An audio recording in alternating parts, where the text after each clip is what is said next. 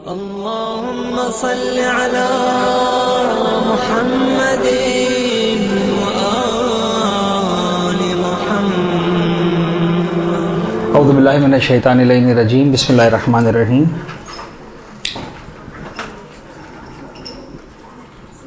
अल्हम्दुलिल्लाहि रब्बिल आलमीन वस्सलातु वस्सलामु अला अशरफिल अंबिया वल मुरसलीन व अला आलिहि तय्यबीन अत्ताहिरीन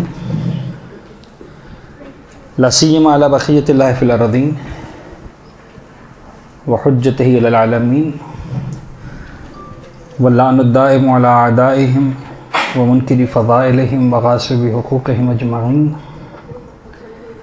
मिन यौमि ज़ुल्मिहिम व ग़स्बिहिम व अदावतिहिम इला यौमिद्दीन। अम्मा बाद। बिस्मिल्लाहिर रहमानिर रहीम। वलिल्लाहि अलन्नासि हिज्जुल बैत मन इस्तताअ इलैहि सबीला व मन कफ़र फ़इन्नल्लाहा गनिय्युन अनिल आलमीन। एक सलवात पढ़ दें मोहम्मद व आले मोहम्मद।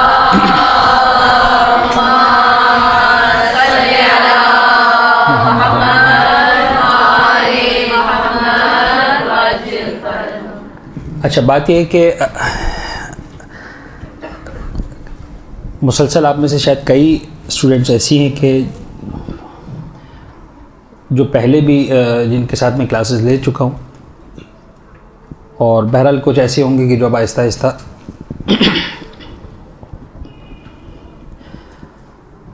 इन क्लासेस के आदी हो जाएंगे। इस मरतबा जो अनावीन है, अब तक जो अनावीन मैंने आप में से किसी के साथ भी ली, ज़्यादातर वज़ू है, नमाज है, इस तरह के मसाइल हमने आपके साथ डिस्कस किए। इस बार जो है वो कुछ मुख्तलिफ़ मसाइल के बारे में कहा गया कि मौलाना साहब इन मसाइल को लें, तो उन फहरिस्त में मुझे हज नज़र आया और इसी वजह से मैंने हज का इंतखाब पहली क्लास के लिए किया कि कुछ ज़रूरी मसाइल को डिस्कस कर लिया जाए। अच्छा, बात यह है कि बहुत सारे मसाइल ऐसे हैं जिन्हें हम कहते हैं पेश आने वाले मसाइल, ठीक है, और आप में से तकरीबन हर एक को ये बात मालूम है कि जो मसाइल पेश आने वाले हैं उनको सीख लेना वाजिब है। इनमें से कुछ मसाइल ऐसे हैं जो मुसलसल पेश आते हैं, जैसे नमाज के मसाइल हैं, डेली का मसला है, वज़ू का मसला है, डेली का मसला है। कुछ मसाइल ऐसे हैं जो हर साल पेश आते हैं, जैसे रोज़े के मसाइल। हर साल ही आपको रमज़ान के महीने में रोज़ा रखने के अमल से गुजरना है, यानी अगर 11 महीने काम नहीं भी आते मसाइल, तो कम से कम 1 महीना काम आते हैं। जबकि अगर गौर किया जाए तो रोज़े के मसाइल वो मसाइल है जो पूरा साल ही काम आते हैं। मुस्तहब्बात हैं, कफ़ारे के रोज़े हैं, जो वाजिबात रह गए उनके रोज़े वगैरह वगैरह। कुछ मसाइल ऐसे हैं जो ज़िंदगी में एक मरतबा पेश आने वाले हैं। अब इसके बारे में कैसे तय किया जाए कि काम आने वाले मसाइल हैं कि नहीं, लेकिन इतना तय है कि अगर ज़िंदगी भर इन मसाइल को नहीं सीखा तो जो ज़िंदगी में वो एक मरतबा पेश आने वाला मसला है वो पेश आ भी जाएगा, वक्त निकल भी जाएगा, पता भी नहीं चलेगा। लिहाजा उस एक बार पेश आने वाले मसले को एटलीस्ट एक बार सीख लेना ज़रूरी है। क्लियर? दूसरी बात, पाकिस्तान में हम रहते हैं तो पाकिस्तान के एतबार से इन मसाइल को सीखने का वक्त अभी है। जो मसाइल हम अभी डिस्कस करेंगे, जो मसाइल अभी हम सीखेंगे, उसका मसले का वक्त, सीखने का वक्त अभी है। यानी हज के मसाइल आप सोच सकते हैं कि मौलाना साहब अभी तो हज का महीना गया है और मुहर्रम और सफ़र के 2 महीने गए, तीसरा महीना चल रहा है रबीउल अव्वल का, और अभी हज का महीना आने में मज़ीद 8 महीने बाकी हैं। तो ठीक है, अगर सीखना भी है तो ऐसे मौके पर सिखाएं कि जब अय्याम नज़दीक हों पेश आने के, ताकि जो है वो हमें ज़्यादा आसानी रहे। अगर मुहर्रम के महीने में हम मिसाल के तौर पर रोज़े के मसाइल सिखाएंगे तो ठीक है, आप सीख भी लेंगे, लेकिन जब वक्त आएगा रमज़ान का दोस्तों तो भूल चुके होंगे। फिर ये ख्याल जहन में आ सकता है।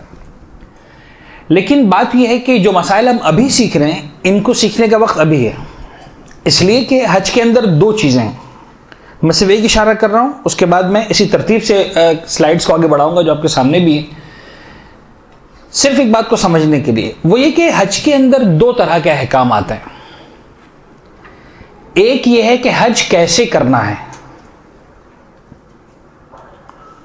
और यकीनन इस चीज़ को सीखने का वक्त कब है? जब हज का महीना नज़दीक आ गया, जब आप हज के सफ़र पर जाने वाले हैं, 20 दिन पहले, 25 दिन पहले, 1 महीना पहले, या हत्ता सफ़र हज पर जाने के बाद, फ़र्ज़ करने के हज से जो है 20-25 दिन पहले पहुँच गए, तो वहाँ आपको सिखाया जाएगा कि भाई हज कैसे करना है, आपने क्या तरीक़ेकार होगा, अरफ़ात में क्या होगा, मुज़दलिफ़ा में क्या होगा, मिना में क्या होगा, शैतान कहाँ मिलेगा, क्या कंकर मारने, कुर्बानी कैसे होगी, किसको सर मुंडवाना है, किसको नहीं मुंडवाना है, एहराम की पाबंदियाँ क्या है, सारी बातें हम उस वक्त सीखते हैं, और सीखने का वक्त उसी वक्त।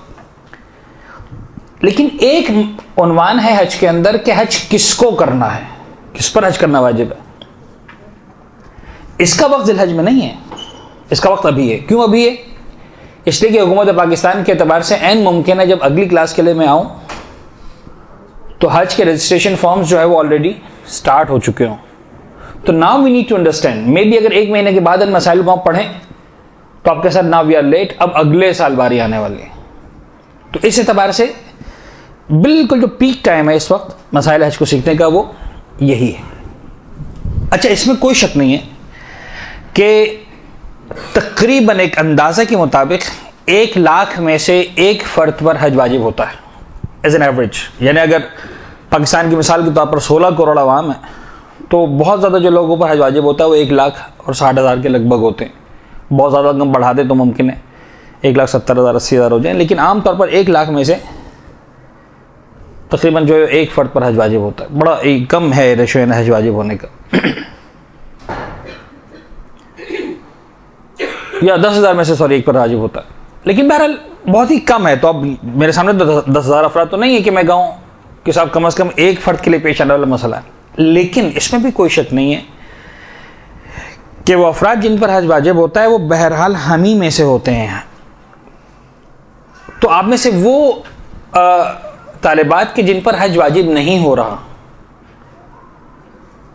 मुमकिन है उनको ये आइंदा सालों में मसाइल काम आए, लेकिन बहरहाल हमारा असल टारगेट वो तालिबात हैं कि जिन पर किसी भी वजह से हज वाजिब हो रहा है और किसी भी गलत फहमी की वजह से उनका ख्याल है कि उन पर हज वाजिब नहीं हो रहा। बस उस गलत फहमी का इजाला करने के लिए सारे मसाइल को हमें इस वक्त लिया है। देखिए कहाँ तक पहुँच पाते हैं। सबसे पहले इस कुरान हज की अहमियत को समझ लीजिए।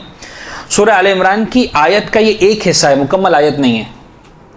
यानी ये एक तरह से आयत का सेकंड पार्ट है। फर्स्ट पार्ट उन लोगों के लिए जो हज पर जा चुके हैं, फ़ी आयतुम बय्यिनात मक़ाम इब्राहीम व मन दख़लहु काना आमिना। उसके बाद कुरान ने कहा कि वलिल्लाहि अलन्नासि हज्जुल बैत। This is the second part of आयत नंबर 97 ऑफ सूरह आले इमरान। अच्छा, तो हज की अहमियत कुरान की निगाहों में तो ये आयत सूरह आले इमरान की आयत है, वलिल्लाहि अलन्नासि हज्जुल बैत मन इस्तताअ इलैहि सबीला व मन कफ़रा फ़इन्नल्लाहा गनिय्युन अनिल आलमीन। अच्छा, इसका तर्जुमा मैंने चूंकि नहीं लिया नेक्स्ट स्लाइड के अंदर, लिहाजा आप इसी से काम चलाएं। तर्जुमा आपको कई सारे कुरानों में मिल जाएगा। मैं कुछ समझा भी देता हूँ, लेकिन कुछ नुकात हैं जिनको मेरी ख्वाहिश है कि आप तवज्जो करें इस अरबी को ज़हन में रखते हुए। सबसे पहली बात वलिल्लाहि अलन्नास, देखिए। अच्छा, इसका तर्जुमा पहले सुन लीजिए। वलिल्लाहि अलन्नास हिज्जुल बैत, अल्लाह की खातिर या अल्लाह के लिए या अल्लाह का हक है अलन्नास इंसानों पर। क्या हक है? हिज्जुल बैत, कि वो अल्लाह के घर का हज करें। ठीक है, किस पर वाजिब है? मन इस्तताअ इलैहि सबीला, जो साहिब इस्तिताअत है। वमन कफरा, और अगर कोई कुफ्र इख्तियार करता है, फ़इन्नल्लाह, तो याद रखना कि अल्लाह गनियुन अनिल आलमीन, अल्लाह बेनियाज है, गनी है, आलमीन से बेनियाज है। अब ये वो आयत है जो अक्सर आपने सुनी भी होगी। कुछ नुकात की तरफ तवज्जो दिलाना ज़रूरी है। अक्सर मकामात पर जब इबादतों को वाजिब किया गया तो मेयार बनाया गया ईमान को। या अय्युहल्लज़ीना आमनू अक़ीमुस्सलात, ए ईमान लाने वालों नमाज कायम करो। या अय्युहल्लज़ीना आमनू कुतिबा अलैकुमुस्सियाम, ए ईमान लाने वालों तुम पर रोज़े फ़र्ज़। ईमान को मेयार बनाया गया। अजीब बात है कि हज के मरहले में मेयार बनाया गया इंसानियत को। यानी नमाज उस वक्त वाजिब है अगर तुम मोमिन हो, रोज़ा उस वक्त वाजिब है अगर तुम मोमिन हो। लेकिन मिजाज कुरान यह है कि अगर तुम इंसान हो तो तुम पर हज वाजिब है। नमाज ना पढ़ के तुम ईमान की तज़लील करते हो, रोज़ा ना रखकर तुम अपने ईमान को नुकसान पहुंचाते हो, हज ना करके तुम अपनी इंसानियत की तस्लील करते हो। यानी कहा जा सकता है, अगर बिल्कुल हम जज्बात में अगर बात करें, जो बाज़ औक़ात हम हो भी जाते हैं बड़े आसानी के साथ, और वैसे भी हमारे मिजाज का हिस्सा है जज्बातियत, कि नमाज न पढ़कर ये कहा जा सकता है कि तुम मोमिन नहीं हो। रोज़े को छोड़कर मैं कह सकता हूं कि तुम मोमिन नहीं हो, लेकिन अगर हज को छोड़ देते हो तुम इंसान ही नहीं हो। मोमिन तो बहुत दूर की बात है, मिजाज परवरदिगार ये है। तो ये पहला हिस्सा है वलिल्लाहि अलन्नास हज्जुल बैत। अच्छा, क्यों ऐसा लगता है? मैं जरा सा इसे एग्जाम्पल दे रहा हूं ताकि आप इसको जहन में बिठाएं और उसको देखिए कि आया वाकई इसको हम जिस तरह से समझने की कोशिश कर रहे हैं वो तरीक़ेकार कैसा है। फर्ज कर लीजिए कि एक शख्स सुबह बेदार होता है, और जब वो बेदार होता है घर का दरवाज़ा खोलता है तो एक बॉक्स डब्बा उसके घर के दरवाजे पर रखा हुआ है। खैर फौरी तौर पर जो ख्याल आपके जहन में आएगा कि कोई ना कोई बॉम्ब रखा हुआ, पाकिस्तान के माहौल में रहते हुए मैं उस एग्जाम्पल से हट के बात कर रहा हूँ। एक डब्बा आपके घर पे रखा हुआ है, आपने देखा अच्छा पार्सल है, नाम लिखा हुआ है आपका, किसी ने पार्सल आपको भेजा, अच्छा आप उसको खोला। जब आपने खोला तो उसके अंदर एक ख़त था, काफ़ी लंबा चौड़ा तवील सा, और उसमें बताया गया था कि भाई इस डब्बे के अंदर कुछ चीज़ें रखी हुई हैं जो सबकी सब आपकी हैं, कुछ फाइलें हैं, कुछ चाबियाँ हैं, वगैरह वगैरह। पता चला कि क्या है साहब, पता चला कि 2-3 फैक्ट्रियाँ बड़ी बड़ी करोड़ों रुपए की चलती हुई हैं, और मिसाल के तौर पर सैकड़ों मुलाजिम उसमें काम कर रहे हैं, वो आपके नाम पर लिख दी गई हैं, and now you are the owner of these factories. आप उन फैक्ट्रीज के मालिक हैं। ड्रीम है, ख्वाब है, लेकिन समझाने के लिए कर। कुछ चाबियाँ रखी हुई, कौन सी चाबियाँ हैं साहब? ये जो वर्ल्ड क्लास गाड़ियाँ हैं, मसलन लाखों रुपए की और मसलन करोड़ों रुपए की कीमती गाड़ियाँ, ये गाड़ियाँ आपको दे दी गई हैं और इन गाड़ियों के आप मालिक बन चुके हैं और चाबियाँ आपको मिल गई और ये जाके फला जगह पर गाड़ियाँ रखी, इन पे भी आपका नाम लिखा हुआ है, now you are the owner. अच्छी अच्छी बड़ी बड़ी कोठियाँ हैं, मसलन वो आपके नाम लिख दी गई हैं, उनकी चाबियाँ दरवाज़ों की ये हैं, कागजात रखे हुए, फाइलें रखी हुई हैं। इस डिब्बे के अंदर वो सारी फाइलें हैं और सारी की सारी चीज़ें मौजूद हैं। आपने चेक किया, पता चला वाकई आप मालिक बन चुके हैं अरबों रुपए के विद इन अ नाइट।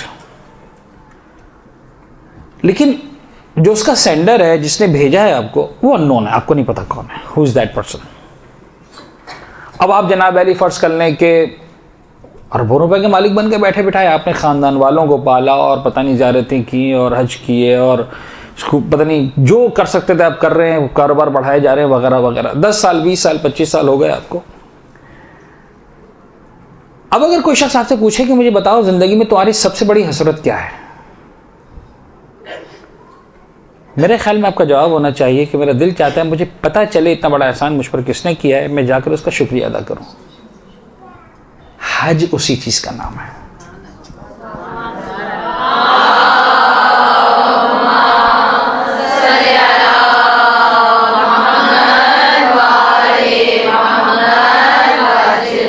आप जरा गौर कीजिए कि परवरदिगार आलम ने हमें रातों रात कितनी बड़ी नेमतें हैं जो बगैर हमारे इस्तेहकाक के, बगैर हमारे इदराक के अता कर दी। जो नेमतें खुदा ने हमको दी हैं, ये आँखों की नेमत और हवास खमसा की नेमत और सेहत की नेमत और वालिदैन की नेमत और ईमान की नेमत, ये सारी नेमतें वो हैं कि जिनमें से किसी पर भी हम प्राइस टैग नहीं लगा सकते हैं, कैलकुलेट नहीं कर सकते हैं। अभी जो एग्जाम्पल दे रहा था मैं, चाहे वो मिलियंस की बात थी, चाहे वो बिलियंस की बात थी, कैलकुलेट हो सकती थी, उस पर आप प्राइस टैग लगा सकते थे। दुनिया का जो अमीर तरीन इंसान है ज़ाहिरी एतबार से, मसलन फ़र्ज़ करें बिल गेट्स, उसके भी असासे आखिर तय हैं, महदूद हैं। कितने भाई? इतने बिलियन डॉलर्स, लिमिट आ गई ना, कैलकुलेशन हो गई उसकी। जो नेमतें खुदा ने हमको दी हैं उसको हम कैलकुलेट नहीं कर सकते। वलिल्लाहि अलन्नास, तुम्हारी इंसानियत का इम्तिहान है। अगर वाकई तुम्हारे दिल में एक ख्याल नहीं है कि मैं खुदा के घर का हज करूं, तो फिर ये बातें तो दूर की हैं कि तुम मोमिन हो कि नहीं हो, हमारे निगाहों में तुम इंसान ही नहीं हो, तुम जानवरों वाली जिंदगी गुजार रहे हो, इंसानियत से हट के गुजार रहे हो। ये एक मिजाज है। वलिल्लाहि अलन्नास हज्जुल बैत। यहां तक आने के बाद फौरन जो है वो मोमिन एकदम से डिस्टर्ब हो जाएगा, परेशान हो जाएगा कि ये आपने क्या कह दिया, मैं इंसान ही नहीं हूं अगर मैं हज पर नहीं जा रहा।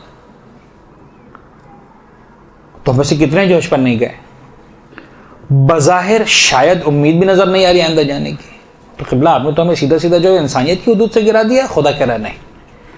याद रखना, मन इस्तता इलैहि सबीला, ये मैं उसके लिए बात कर रहा हूं जिसको मैंने साहिब इस्तिताअत बनाया। अगर किसी को मैंने साहिब इस्तिताअत नहीं बनाया तो फिर उस पर से जिम्मेदारी भी मैंने हटा ली है।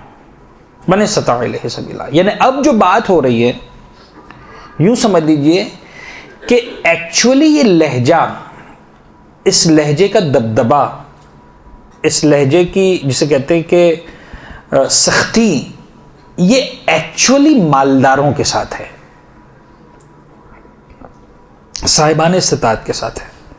गरीबों के साथ परवरदिगार का लहजा नहीं है, गरीबों के साथ ये दबदबा नहीं है। यानी जो एक खतरनाक नजर आ रहा है ना लहजा, वो गोया मालदारों के लिए, साहिबान इस्तिताअत के लिए, मन इस्तता इलैहि सबीला।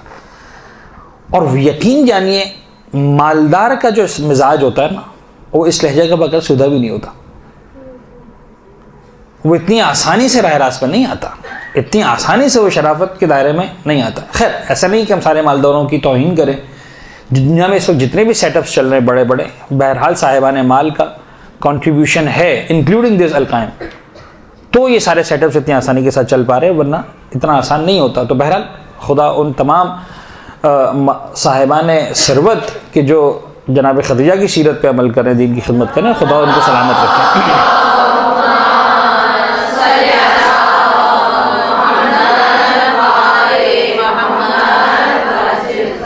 तो पहला पॉज हमने लिया लिल्लाहि लिन्नास हिज्जुल बैत पर, और वो पॉज ये था कि देखो तुम घबराओ मत, अगर तुम साहिब इस्तिताअत नहीं हो तो तुम पर हज वाजिब ही नहीं है। ठीक है, अब आगे बात मन इस्तता इलैहि सबीला, साहिबान इस्तिताअत। साहिबान इस्तिताअत की जब बात आई तो फौरन जो रिस्पॉन्स है वो दो तरह का रिस्पॉन्स है, दो ग्रुप्स हैं जो सामने आएंगे। एक ग्रुप वो है जो खुदा की बात मानेगा, सुनेगा और फौरन हज के सफ़र का इरादा करेगा, हज का सफ़र इख्तियार करेगा वगैरह वगैरह। जो हज के सफ़र पे जा रहे हैं, हज का इरादा कर रहे हैं, हज की नीयत रखते हैं, हज की ख्वाहिश रखते हैं, सारी प्लानिंग कर रहे हैं, इनके लिए तो रिवॉर्ड्स ही रिवॉर्ड्स हैं। यानी परवरदिगार आलम का जो मिजाज है वो दो तरफा मिजाज है, तवल्ला का मिजाज भी है और तबर्रा का मिजाज भी है। जो अपना बन के आ गया उसके लिए क्या रिवॉर्ड्स हैं। तुम हज पर आओ, ऐसा मैं तुमको करके भेजूंगा, इतना पाक व साफ जैसे तुम आगे पेट से पैदा हुआ। यानी कम से कम जो अजर है हज का वो ये है कि तुम्हारे सारे के सारे गुनाह माफ हो जाते हैं। फिर जन्नत की बातें और पता नहीं क्या क्या है जो सफ़र हज इख्तियार करने वालों के लिए रिवॉर्ड्स रखे गए। तो वो तवल्ला का मिजाज है, वो अलग मिजाज है। यहां पर मिजाज तबर्रा हावी है जो नहीं कर रहा है। अब देखिए सीक्वेंस के एतबार से अगर लॉजिकल सीक्वेंस होती तो होना चाहिए था वमन लम यहुज वमन लम तहुज, और अगर कोई हज ना करे, बज़ाहिर जुमला ही होना चाहिए, इसलिए कि बात की हज वाजिब होने की। तो खुदा ये नहीं कह रहा कि और जो हज ना करे तो याद रखना, नहीं, वमन कफर, और कोई कुफ्र इख्तियार करे, यानी हज न करना और कुफ्र इख्तियार करना बराबर है। वमन कफर, और कोई कुफ्र इख्तियार करता, कोई ठुकरा देता है हमारी बात को, नहीं आता हमारे रास्ते पर, नहीं आता हज के, हमारे घर का हज करने के लिए, हमारे घर का सफर करने के लिए। तो अब यहां पर देखें फिर मिजाज परवरदिगार देखें कि अब यहां पर खुदा वो वाली बातें नहीं कर रहा मालदारों के साथ कि मैं तुम्हें जहन्नम में डाल दूंगा और औंधे मुंह डाल दूंगा और आग में जला दूंगा और बिच्छू तुम्हारा इंतजार कर रहे हैं और सांप तुम्हारा इंतजार कर रहे हैं और फिशारे कब्र की बात ना। मालदार से उसी के लहजे में बात हो रही है। फ़इन्नल्लाह गनिय्युन अनिल आलमीन, ये मत समझना कि खुदा तुम्हें बुला रहा है तो अपने बजट को रिकवर करने के लिए बुला रहा है। यानी ये बात मुझे समझ में नहीं आती थी, एक बार समझ में आई। खैर, मैं ऐसा ना हो कि अहले ईमान की तौहीन करूं, सैकड़ों लोगों ने मेरे साथ हज किया, बल्कि शायद अब तो हज़ारों लोगों ने हज किया, उनमें से एक केस ऐसा आया मेरे सामने, लेकिन फिर आयत समझ में आई। हज का सफ़र था, सफ़र ख़िताम को पहुंचा, एक मोमिन ने आकर सवाल किया, मौलाना ज़रा बताइए बकरे वगैरह कितने देने कफ़ारे है? मिजाज ही बिल्कुल एक अजीब, कितने बकरे वगैरह? अच्छा, बकरे ऐसी चीज़ें वाक़ई जो बड़ों बड़ों को बकरा बना देती हैं। यानी हज के सफ़र में हमने देखा है, बड़ी जिन्होंने किया है वो इसको बड़ी आसानी के साथ समझेंगे, और जिन्होंने नहीं किया खुदा उन्हें हमें बार बार नसीब करें इंशाअल्लाह। अपनी आंखों से जाकर उन मनाजिर को देखें और उन सारे मराहिल से गुजरें इंशाअल्लाह। बड़ी खूबसूरत इन्हें वो सफ़र है। तो सफ़र हज में जब हम जाते तो बहुत सारे लोग आके सवालत करते हैं, मौलाना वो आईना देख लिया। मैंने जानबूझ के देखा था, नहीं, अच्छा कोई बात नहीं, जवाब दे दिया, बात मुतमईन हो जानी चाहिए। फिर भी चेहरे पे वही बेचैनी है, वही जो है वो सवालिया निशान है इस तरह का। मैंने कहा बाकी रह गई बात। कह नहीं मौलाना वो ज़रा इतना बता दें, बकरा लगा कि मैंने कहा नहीं बकरा भी लगा। हाँ अब सुकून हुआ। हलाल हराम की बात हमने कर दी, वाजिब और जायज़ की बात बता दी, सुकून नहीं आता जब तक कि जो है वो बकरे का खौफ सर से ख़त्म ना। तो मैं करता हूँ कि जितने भी इस तरह के सवालात आते हैं, अगर कोई होता भी है बकरे वाला तो मैं उसको बताता नहीं हूँ कि हज ख़राब ना हो। ऐसा ना हो कि वो जो है वो जहन में बकरे को लेकर ही हज करता रहे, तो मैं किसी को नहीं बताता हूँ। जब हज का सफ़र मुकम्मल हो जाता है तो आखिरी क्लास के अंदर फिर बताता हूँ कि मेरे पास ये सवालात आए थे और मेरे एतबार से इन चीज़ों पर जो है वह बकरा है। तो मसलन फ़र्ज़ करने किसी पर 1 बकरा वाजिब हो रहा है, किसी पर 2 बकरे वाजिब हो रहे हैं, किसी पर 3 लग रहे हैं, 4 लग रहे हैं। मैक्सिमम जो हमने देखे अब तक लगते हुए वो 3 रेगुलर जो एक एवरेज होते हैं, 2 बकरे 3 बकरे 4 बकरे ज़्यादा नहीं होते। ये मोमिन ने जो है शरारतें काफ़ी की थी, कभी टोपी सर पर रखी है और कभी खुशबू लगाई, पता नहीं क्या क्या किया। वो आते रहते थे मेरे पास। अच्छा जब आए तो मेरा ख्याल था कि इस पर कम से कम 7-8 बकरे हो चुके होंगे। लेकिन अब यकीन जानिए इसका मिजाज ये था, जब हज के बाद मेरे पास आया, बोला ना आपने कहा था आखिर बताओ अगर बताएं कितने बकरे हैं। तो मैंने सिर्फ इनको ज़हनी तौर पर तैयार करने के लिए कि एक शौक न लगे कि भाई एक साथ इतने सारे बकरे मुझे देने। मैंने कहा कि लगता है आपके बकरे शायद कुछ जो आम जो साहिबान ईमान पे लगते हैं, जो मजबूरी वाले, भाई बंद गाड़ी में सफ़र किया, उम्रे का है, हज का है, तो 2-3 बकरे लग जाते। मैंने कहा आप पर लगता है मेरे ख्याल में कुछ ज़्यादा हो जाएंगे। अब यकीन जानिए मेरा अपना ये एक जो मैंने उसको देखा था, अपना असेसमेंट है, अपना तज्जिया है। मैंने कहा बड़ी फिरौनियत के साथ कहा मौलाना 25 बकरों का ऑर्डर तो दे चुका हूँ, बताइए और कितने बकरों का ऑर्डर देना। यानी जैसे मसलन ज़िंदगी में एक मरतबा मौका मिला खुदा को खाना खिलाने का, तो 25-30 बकरे तो खिला दूँ, कहें तो 50 बकरे खिला दूँ। खुदा को बेचारे कितने सालों से भूखा है खुदा, नऊज़ुबिल्लाह। यानी मुझे ऐसा इतना मुझे गुस्सा आ रहा था उस वक्त कि ये कौन सा मिजाज है। यानी तुम क्या कहना चाह रहे हो कि खुदाया मुझे तेरे अहकाम की कोई परवाह नहीं है। तूने कहा खुशबू मत लगा, मैं लगाऊंगा, बकरा चाहिए ले ले बकरा। तूने कहा डोबी मत पहन, पहनूंगा, ये ले ले बकरा। तूने कहा कि बन जूता मत पहन, पहनूंगा बन जूता, ये ले ले बकरा। यानी बकरा जो है वो तुम्हें बकरा बनाने के लिए नहीं है, तुम्हें इंसान बनाने के लिए। तो जो मालदार है ना, आप याद रखिएगा, बाज़ औक़ात जब मालदार सरकशी पर आता है तो फिर उसकी फिरौनियत उसको आप जो है मेजर नहीं कर सकते। तो खुदा का मिजाज यहां पर वो है, फ़इन्नल्लाह गनिय्युन अनिल आलमीन। ये मत समझना कि तुम्हारा हज, तुम्हारे ये खर्च करना, तुम्हारा सफ़र इख्तियार करना खुदा को कोई फ़ायदा पहुंचाने वाला है। अल्लाह रब्बुल आलमीन है और रब्बुल आलमीन होने के बावजूद आलमीन से बेनियाज है। इसलिए कि रब्बुल आलमीन वो पालने वाला है, इनकी वजह से पलने वाला नहीं है। इन्नल्लाह गनिय्युन अनिल आलमीन। ये हो गया मिजाज कुरान। और अब आइए जनाब जो है वो हदीस की रोशनी में सब कुछ यहाँ पर है सिवाय घड़ी के। खैर देखते हैं, चलें फिर आप लोगों के चेहरे मुझे बताएंगे कि क्या चल रहा है वहाँ पर। हदीस की रोशनी में हमारे छठे इमाम हज़रत इमाम जाफ़र सादिक़ अलैहिस्सलाम की यह हदीस है।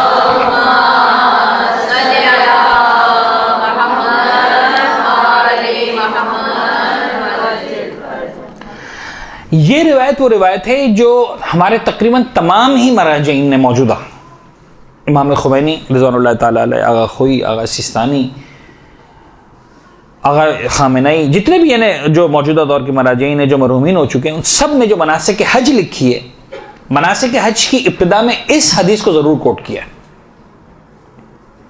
और इस जुमले के साथ कोट किया है कि कुलैनी यानी साहिब उसूल काफ़ी, कुलैनी ने, मोहम्मद इब्न याकूब कुलैनी शेख, मुअतबर सनद के साथ इस हदीस को कोट किया। ये जुमले तमाम मराजिन के, खुई खुमैनी सबके, लिहाजा बड़ी इत्मीनान के साथ इस रिवायत के बारे में कहा जा सकता है कि ये तो खैर उर्दू ट्रांसलेशन है, बट द अरबिक इज मुतमईन होकर कहा जा सकता है कि बेई नहीं वो अल्फाज हैं जो इमाम अलैहिस्सलाम की ज़बान मुबारक से अदा हुए। जो शख्स भी इस दुनिया से बगैर हज किए रुखसत हो, जबकि न कोई ऐसी ज़रूरी हाजत हो या बीमारी हो या बादशाह जो उसे हज पर जाने से रोके, तो मरते वक्त या यहूदी मरेगा या नसरानी। यानी इमाम फरमा रहे कि ये शिया तो मरेगा ही नहीं, मुसलमान तो मरेगा ही नहीं।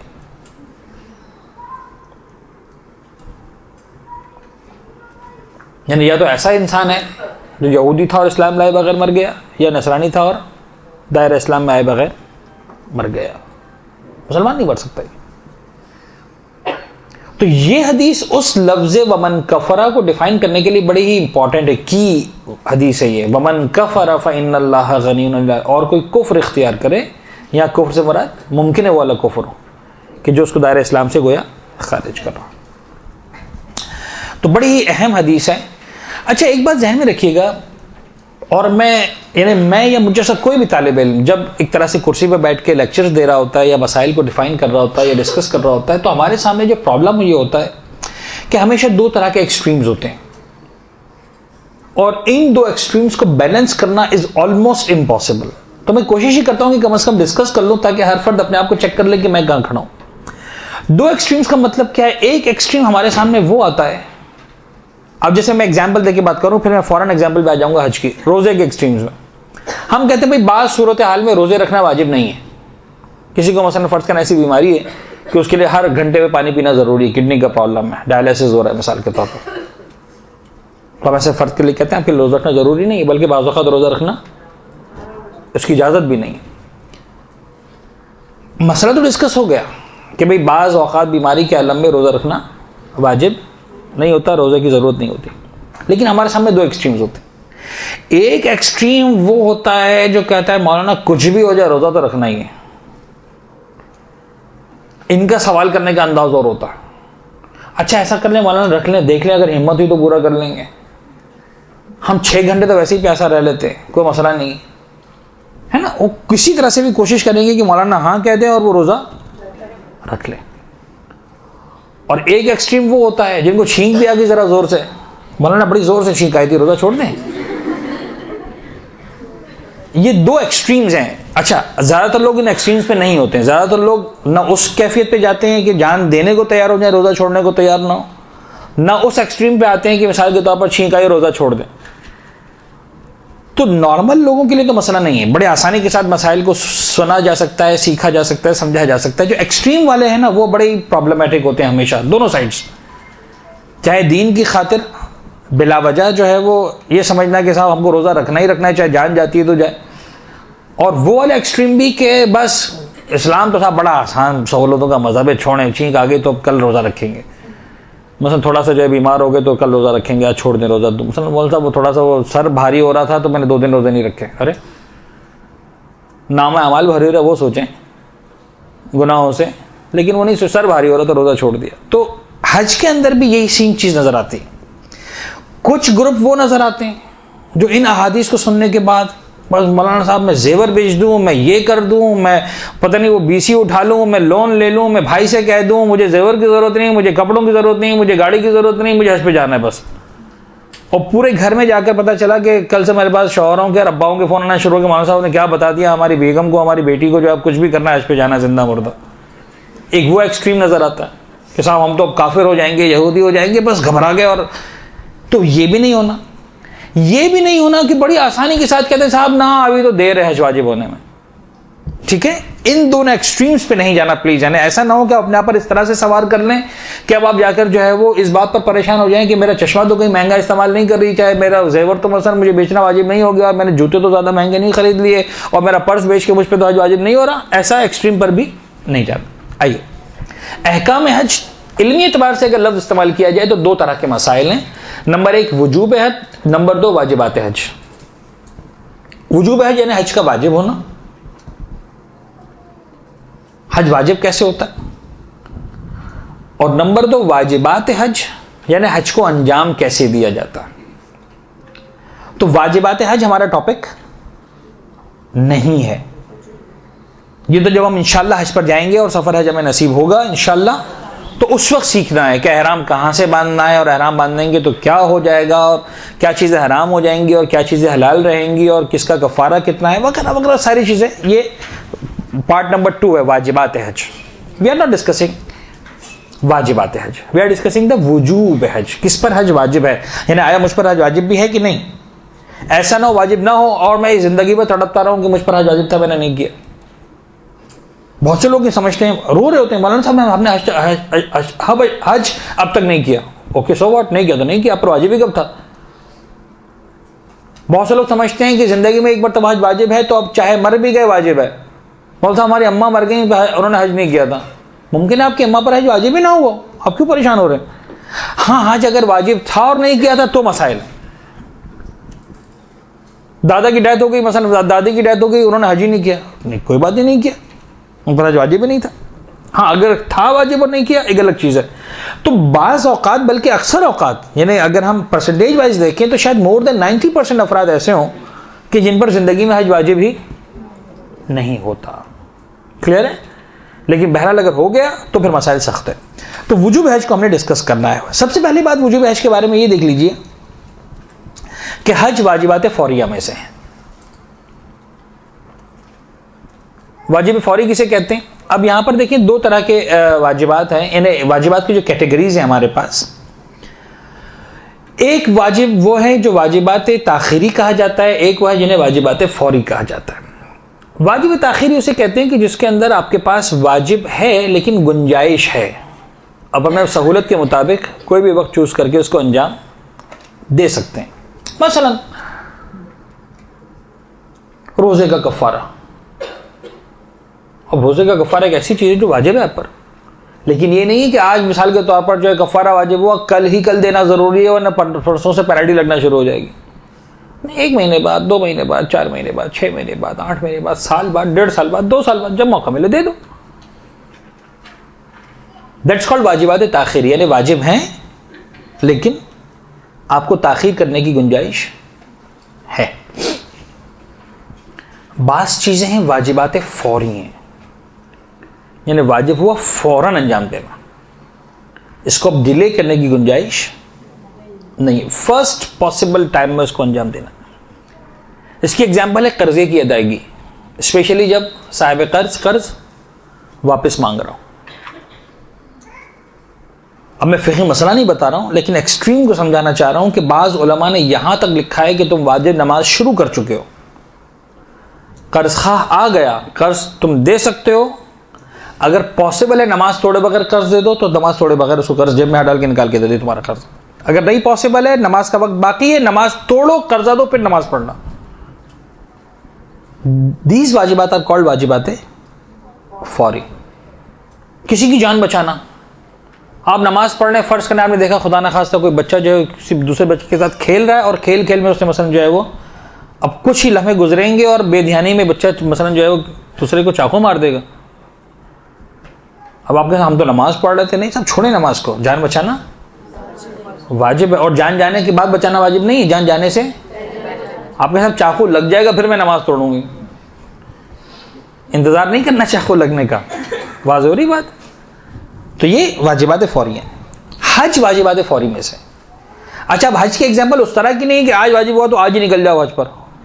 इसका मकसद ये कि इसी साल हज करना वाजिब है, 2014 में। अब 2015 का इंतजार नहीं कर सकते, 2015 में मसलन इस्तिताअत आई तो 2016 का इंतजार नहीं कर सकते।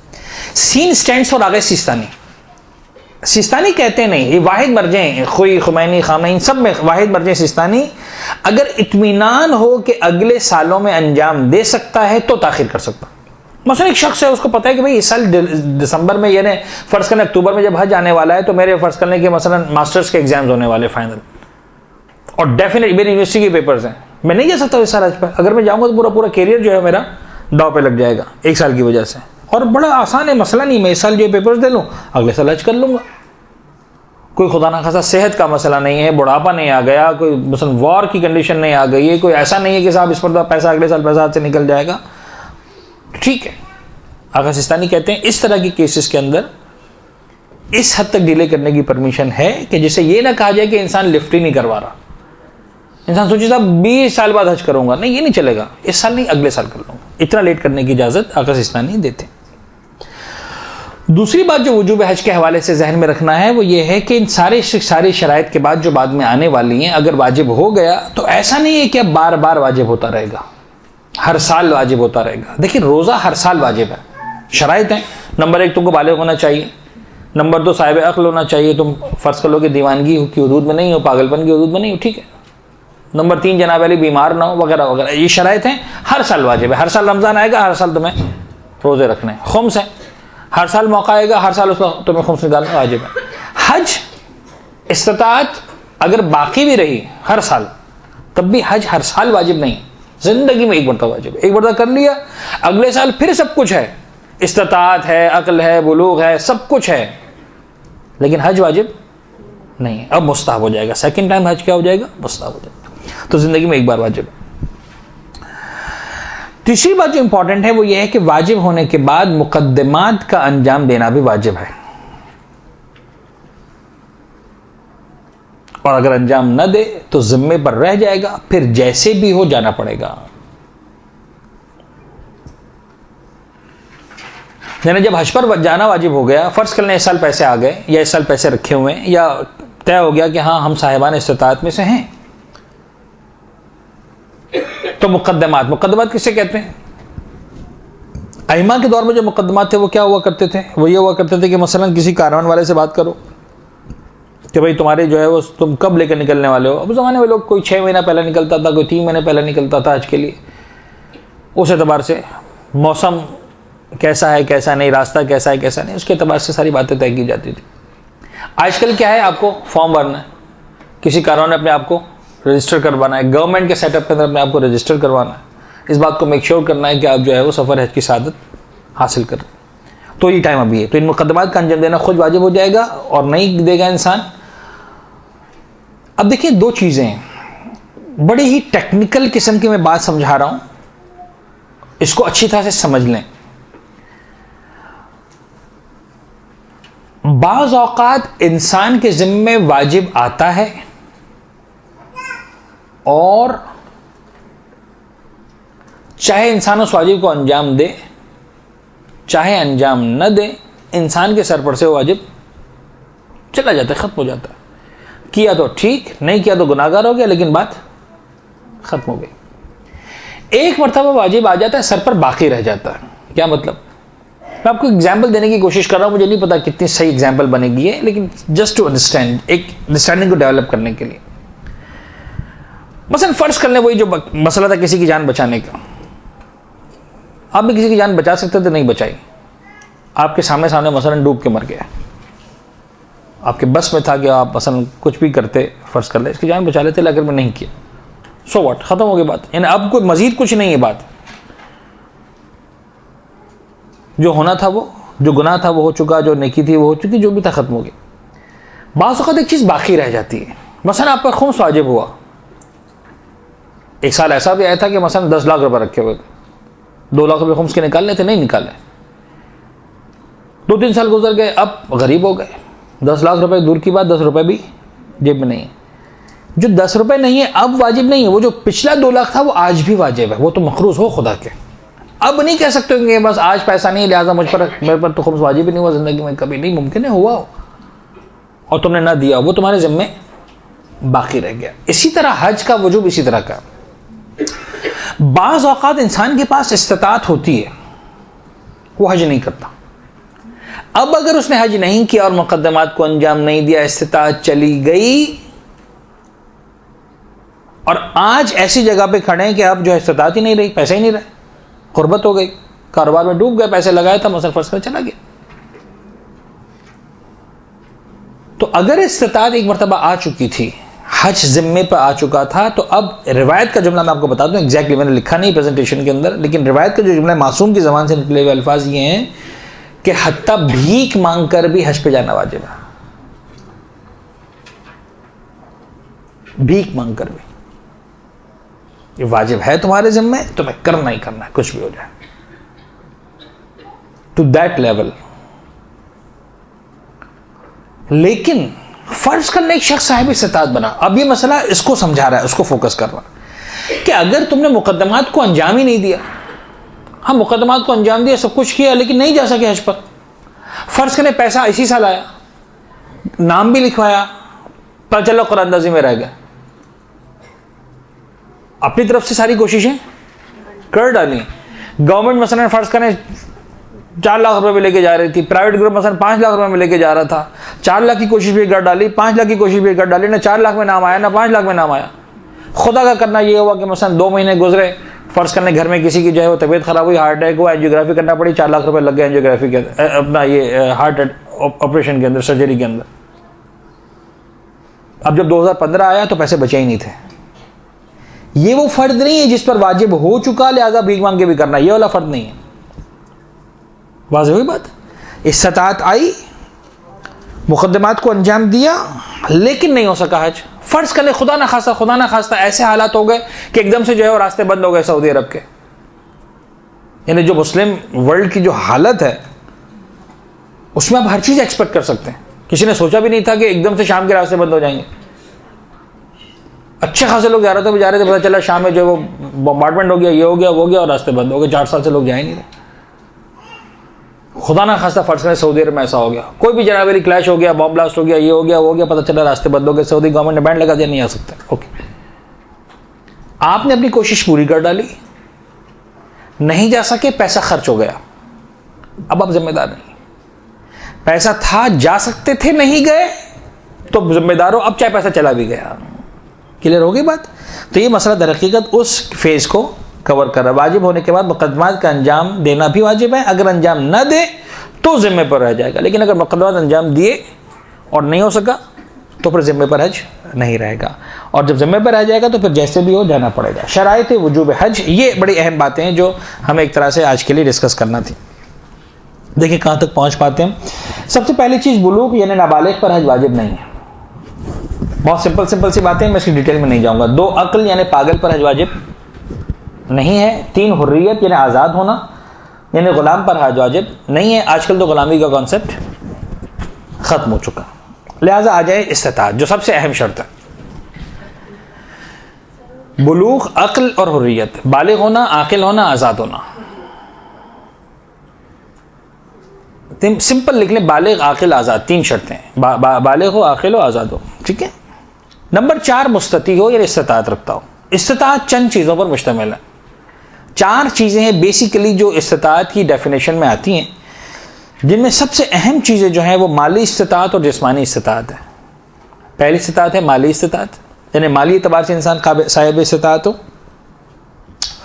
नंबर 2, जिस्मानी एतबार से एक इंसान साहिब इस्तिताअत हो।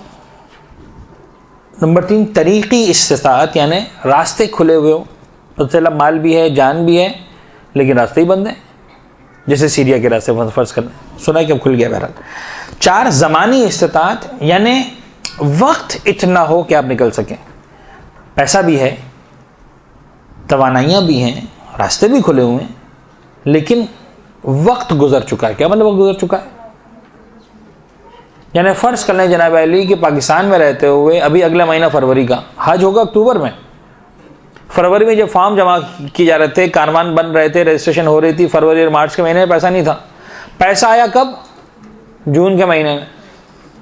तो अब नहीं जा सकते ना, यानी जितने इंतजाम होना थे सब हो चुके। तो आपके पास सारी इस्तिताअत हैं, माली इस्तिताअत है, जिस्मानी इस्तिताअत है, तरीक़ी इस्तिताअत है, लेकिन ज़बानी इस्तिताअत नहीं है। हालांकि अभी 3 महीने बाकी है जोने में, लेकिन आपको पता है कि आपका पाकिस्तानी पासपोर्ट है, आपको दुनिया में कहीं से वीज़ा नहीं मिलेगा हज के लिए।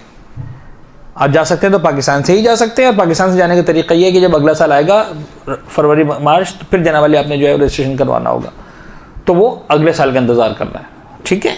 और अगर फ़र्ज़ कर ले अगले साल का फरवरी आने से पहले पैसे आए भी थे और ख़त्म हो गए, तो फिर अगले साल हज वाजिब नहीं रहेगा। क्लियर हो गई बात। माली इस्तिताअत, जिस्मानी इस्तिताअत, तरीक़ी और ज़मानी। माली इस्तिताअत के निकात देखें। नंबर 1, माली इस्तिताअत के मीनिंग में सबसे पहली बात शामिल यह है कि मुकम्मल सफ़र के अखराजात रखता हो। मुकम्मल सफ़र के अखराजात यानी जाने के लिए ज़ाद राह, सवारी का वसीला। उस दौर में फ़र्ज़ करें ऊँट था, घोड़ा था, खच्चर था, गधा था मसल, या इतनी तवानाई थी कि पैदल चल सकता था मसला। या फ़र्ज़ कर ले जनाब अली कि आजकल के दौर में एक ज़माना था जब पाकिस्तान से जो है वो स्टीमर जाया करता था, यानी पानी का जहाज़, बहरी जहाज़ जाया करता था। इतने पैसे कि बहरी जहाज़ में जा सकता है, जहाज़ चलते हैं आजकल वगैरह वगैरह। दुनिया के मुख्तलिफ इलाके जैसे लोग बाई रोड आते हैं, बसों में बैठ कर आते हैं, दुबई वगैरह से, इराक़ से और इलाक़ों से। तो उस अपने एतबार से उसके पास सफ़र के खराजात हों, वहाँ मक्का और मदीना में जो रिहाइश वगैरह इख्तियार करनी है, जो उसको अरफात व मिना के मैदानों में जाना है, वो सब चीज़ें जो है वो उसके पास इतने पैसे हों कि उन कामों को अंजाम दे सकता हो। इन शॉर्ट आजकल के एतबार से देखा जाए तो कम से कम 3.5-4 लाख रुपए उसके पास हों। ये मैं 2014 के लिए बता रहा हूँ, ऐसा ना 6 साल बाद ही कैसेट सुनी जाए, क्लास सुनी जाए, तो क्या मतलब इतना सस्ता हज कौन करवा रहा है। नंबर 2, ज़रूरियात ज़िंदगी रखता हो अपनी, मसलन मकान, असासजात, सवारी, जो उर्फन उसकी शान के मुताबिक हो। एक शख्स के पास मकान होना चाहिए, एक फ़र्ज़ करने की उसकी शान ये है कि मुनासिब मकान उसके पास हो, ठीक है, उसके एतबार से मुनासिब मकान उसके पास होना चाहिए। यानी फ़र्ज़ कर लेते हैं हम एक शख्स है, अब देखिए ये चीज़ बड़ी ही, ये उन चीज़ों में से है जो मैं आपसे अर्ज़ कर रहा था ना कि जो एक्सट्रीम नज़र आते हैं हमें। यानी एक एक्सट्रीम ये नज़र आता है कि एक शख्स जो है, मैंने फ़र्ज़ कर लें ज़ाहरी माहौल माशरे के एतबार से उसका मकान मसलन फ़र्ज़ करें 300 गज़ पे होना चाहिए, 250 गज़ पे होना चाहिए। अब हज पर जाने का इतना शौक है, नहीं मौलाना हम तो 120 गज़ में भी रह ही सकते हैं ना, क्या प्रॉब्लम है, 80 गज़ में भी रह ही सकते हैं ना, लोग रहते ही हैं ना। अब वो बेचारा इतना एक्सट्रीम है कि अपना मकान बेचकर हज पर जाने की कोशिश कर रहा है। और दूसरा है, अरे मौलाना साहब 240 गज़ में कैसे होगा गुजारा, कम से कम 400 गज़ तो फिर जाके हज वाजिब होगा। यानी उसको जो है वो मिसाल के तौर पर 500 गज़ से कम में जो है वो रहना नहीं है, वो एक अलग कंफर्ट जोन में जाना चाह रहा है अपने। एक ये है जो अपने 240 गज़ के मकान को बेचना चाह रहा है। तो अब देखें, ये एक्सट्रीम्स पे नहीं जाना, इसका फैसला कौन करेगा, मैं नहीं करूँगा, इसका फैसला करेगी सोसाइटी कि बाबा ये मकान जो तुम्हारी शान के मुताबिक है, ठीक है, प्रॉब्लम नहीं है, अच्छा खासा मकान है, तुम इसको रहते हुए अब तुम्हें पैसा आ गया तो ज़रूरी नहीं कि नया तुम मकान बड़ा बनाओ या बड़ा मकान बनाओ। जो मकान है अल्लाह ने दिया है, अच्छा है, तुम हज करो जाकर। बहुत सारे लोग होते क्या करते हैं, सब वो अपना मकान नहीं है तो ठीक है, वो बनाने के लिए पैसे जमा किए जा रहे हैं, 25 लाख रुपये रखे हुए, हज क्यों नहीं कर रहे हो, अब नहीं प्लॉट की कीमत कहाँ पहुँच गई। और फरमा रहे ये सारे मसाइल, अब ये बड़े प्रैक्टिकल मसाइल बनना शुरू होंगे अब। तो ज़रूरियात ज़िंदगी रखता हो, मसलन मकान, असासजात, सवारी वगैरह जो उर्फन उसकी शान के मुताबिक हो। एक इंतहाई अहम मसला जो यकीन आपके जहनों में आया होगा, फ्रीक्वेंटली आस्क्ड क्वेश्चंस होते हैं ना, FAQs, ज़रूरी नहीं है कि मकान ज़ाती हो, किराए का भी हो तो काफ़ी है। यानी ये वो गलत फहमियाँ हैं जो हमारे माशरे में बहुत शिद्दत के साथ राइज है। भाई 3 लाख रुपए तनख्वाहें ले रहे हैं, मिसाल के तौर पर 50,000 रुपए के मकान के किराए में रह रहे, बड़े मज़े से रह रहे हैं। बैंक बैलेंस मसलन जो है हर साल 2-2.5 लाख रुपए 3 लाख रुपए मसलन जो महीने की इनकी तनख्वाह है, बैंक बैलेंस पहुंच चुका है 25 लाख रुपए तक। लेकिन जिस 50,000 के मकान में रह रहे हैं वो मकान खुद कौन सा 2-2.5 करोड़ रुपए का मकान है जिसमें किराए पे रह रहे हैं। हमारा स्टैंडर्ड तो यही है, लिहाजा जब तक 2 करोड़ रुपए जमा नहीं होंगे, अपना ज़ाती मकान नहीं खरीदेंगे, तब तक हज वाजिब नहीं होगा। 25 लाख रुपए 50 लाख रुपए बैंक में रखे रहने दें, हम पर तो हज वाजिब नहीं है। रॉन्ग, वाज़ोरी बात है। ये बड़ी प्रैक्टिकल एग्जांपल्स हैं, मैं आपको बताऊं। सब ज़ाती मकान जब तक नहीं होगा हज वाजिब नहीं होगा, ऐसा नहीं है।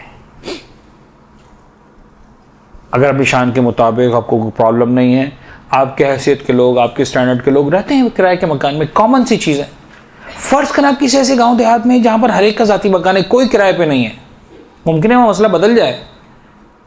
दुनिया के बाज़ ममालिक ऐसे हैं जहां पर आप पाकिस्तानी बनकर जाते हैं तो मकान बाय कर ही नहीं सकते हैं, चाहे आप बिलियनर है, आपको किराए के मकान में रहना है, तो क्या हज वाजिब नहीं होगा कभी भी आप पर,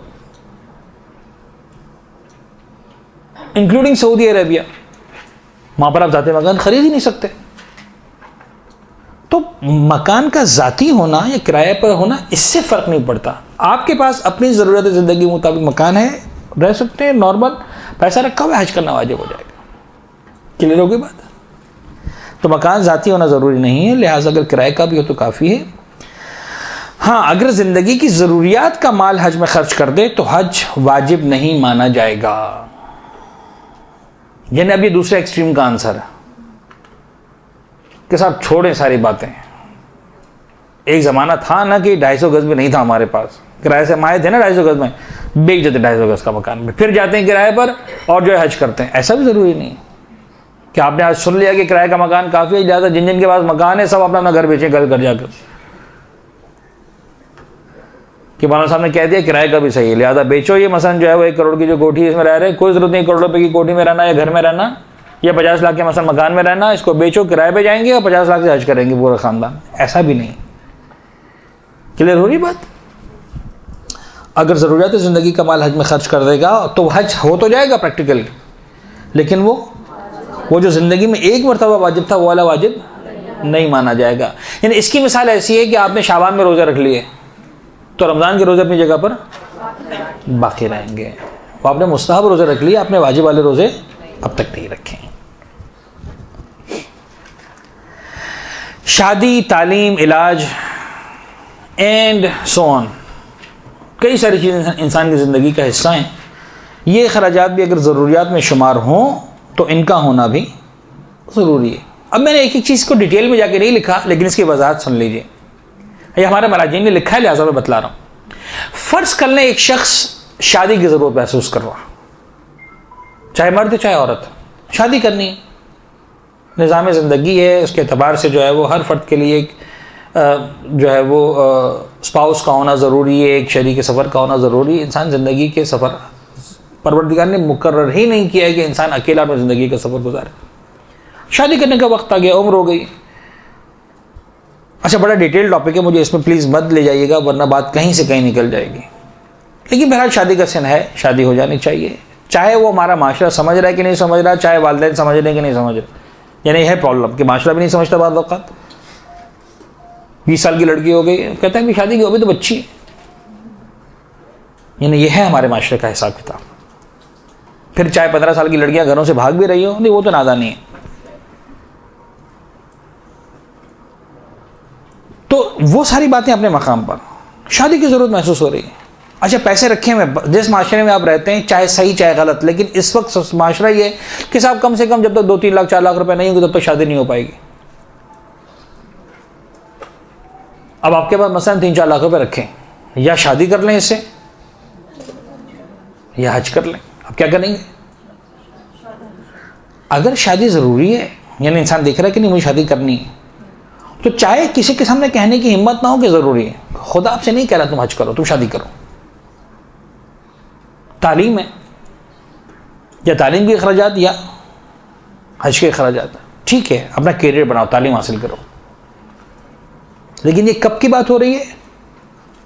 जब पैसा इतना है कि या शादी या हज, या तालीम या हज। लेकिन एक जनरल कॉन्सेप्ट जो बड़ी ज़बरदस्त मिस्टेक है वो ये है कि जब तक शादी ना हो हज वाजिब नहीं होता। चले मैं थोड़ा सा मिसाल को बदल दूं तो बिल्कुल समझ में आ जाएगी बात। अक्सर लोग ये कहकर हज नहीं करते कि हमारे घर में बच्ची बैठी है इसकी शादी नहीं हुई। आप तो अपनी बच्चों की शादी की बात कर रहे हैं, अगर आपकी अपनी शादी भी नहीं हुई तब भी हज वाजिब हो सकता है। अब समझ में आया मैं क्या कहना चाह रहा था? इंसान तो सोच रहा है कि मेरी बच्ची की शादी हो जाएगी फिर मुझ पर हज वाजिब होगा। 25 लाख रुपए बैंक अकाउंट में रखा हुआ है, 5 लाख रुपए में शादी करनी है, 20 लाख रखा हुआ है, नहीं बच्चे की शादी होगी उसके बाद हज होगा। अरे भाई बच्ची की शादी के लिए क्या करना है? तुम्हारे पास पैसे रखे हुए, अब अपना हज भी कर सकते हो, अपनी बच्चों की शादी भी कर सकते हो। शादी का मौका जाए शादी कर देना, हज का मौका है हज कर लो। ये किसने कहा कि जब तक बच्ची की शादी ना हो तब तक हज ही वाजिब नहीं होता? समझ में आ रही बात? मैं ये समझाना चाह रहा हूं। ये कई सारी जगहों पर आपको कॉन्सेप्ट्स नजर आएंगे और बड़े ही रॉन्ग कॉन्सेप्ट्स हैं। बच्चों की तालीम मुकम्मल नहीं हुई तब तक हज वाजिब नहीं होता। किसने कहा नहीं होता भाई? बच्चों की शादियां नहीं हुई तब तक हज वाजिब नहीं होता। जाती मकान नहीं बना तब तक हज वाजिब नहीं होता। ऐसा कुछ भी नहीं है। जाती मकान ना हो हज वाजिब हो सकता है, बच्चों की शादियां ना हुई हो हज वाजिब हो सकता है। बल्कि आगे बढ़कर बच्चों की तो एक तरफ आपकी अपनी शादी भी ना हुई हो, यानी फर्ज करना आप खुद उस एज में है कि अभी आपको शादी करना है, आपके अपने वालिदैन है, तो एक तो आपके अम्मा अब्बा के हज की बात हो रही है कि अगर आपकी शादी नहीं हुई तब भी उन पर हज वाजिब हो सकता है। ये तो एक मसला है। एक आपका अपना मसला है कि अगर आपके पास पैसे हैं और आपकी अपनी शादी भी नहीं हुई है तब भी आप पर हज वाजिब है। अगर वो पैसे ऐसे नहीं कि या शादी में इस्तेमाल करने या हज पे। इसकी मिसाल कैसे हो सकती है? फर्ज कर लें, मैं कुछ एग्जाम्पल्स दे रहा हूं छोटी छोटी जो बड़ी प्रैक्टिकल किस्म की एग्जाम्पल्स हैं। फर्ज कर लें आपको कोई ऐसी डील मिल गई, कोई ऐसा गिफ्ट मिल गया, कोई ऐसी स्कॉलरशिप मिल गई, कुछ ऐसा हो गया कि आपका अच्छा खासा पैसा आ गया, हज वाजिब हो जाता है। यानी इस्लाम की निगाहों में बड़ी हसास एग्जाम्पल्स हैं सारी, लिहाजा जब भी इस पर फाइनलाइज फैसला करना हो तो किसी आलिम दीन से ज़रूर रुजू कर ले ताकि बात क्लियर रहे। ऐसा ना हो कि आप कहीं गलती कर दें। इस्लाम की निगाहों में ये चीज़ पॉसिबल है कि आपके वालिदैन साहिब इस्तिताअत ना हो, आप साहिब इस्तिताअत हों। ये बिल्कुल पॉसिबल है, बिल्कुल पॉसिबल है कि आप साहिब इस्तिताअत हों और आपके वालिदैन साहिब इस्तिताअत ना हो। बीवी साहिब इस्तिताअत हो, शौहर साहिब इस्तिताअत ना हो। शौहर साहिब इस्तिताअत हो, बीवी साहिब इस्तिताअत ना हो। माँ बाप साहिब इस्तिताअत हो, बच्चे साहिब इस्तिताअत ना हो। बच्चे साहिब इस्तिताअत हो, माँ बाप साहिब इस्तिताअत ना हो, वगैरह वगैरह। फर्ज करें कोई बच्चा मिसाल के तौर पर जिस्मानी माजूर पैदा हुआ, मिसाल के तौर पर एक आंख नहीं थी उसकी, बाकी सब कुछ था। गवर्नमेंट ने उसके एहसान में जो है वो $10,000 डलवा दिए कि साहब ये चूंकि बच्चा एक आंख लिए बगैर पैदा हुआ है, गवर्नमेंट इसको जो $10,000 दे रही है। पता चला कि साहब $4,000 में हज हो सकता है, 4 लाख रुपए में। बच्चा बड़ा भी हो चुका है, फर्ज करें अकाउंट में रखे हैं पैसे। मुमकिन है माँ बाप साहिब इस्तिताअत ना हो, बच्चा साहिब इस्तिताअत हो, आंख की वजह से हज तो माफ नहीं होगा। समझ आ रही एग्जाम्पल? कोई गिफ्ट ऐसा मिल गया, कोई गिफ्ट ऐसा मिल गया, मसलन फर्ज करें खुदा ना खास्ता, चलो खुदा ना खास्ता नहीं, गिफ्ट ऐसा, मसलन मामू ने पैसे दे दिए, चचा ने पैसे दे दिए, ताया ने पैसे दे दिए, ये बच्चों के लिए वसीयत में लेके चले गए कि साहब मैं चाह रहा हूं कि मसलन मेरे मरने के बाद जो है वो मेरे भतीजे को इतना पैसा मिले। भतीजे के अकाउंट में पैसे आ गए 10 लाख रुपए, माँ बाप के अकाउंट में नहीं है। बच्चे पे वाजिब नहीं माँ बाप को दे, माँ बाप अपना काम कर रहे हैं, ठीक है, तुम पर पैसा आ गया, तुम साहिब इस्तिताअत हो, हज वाजिब हो गया तुम पर, राइट।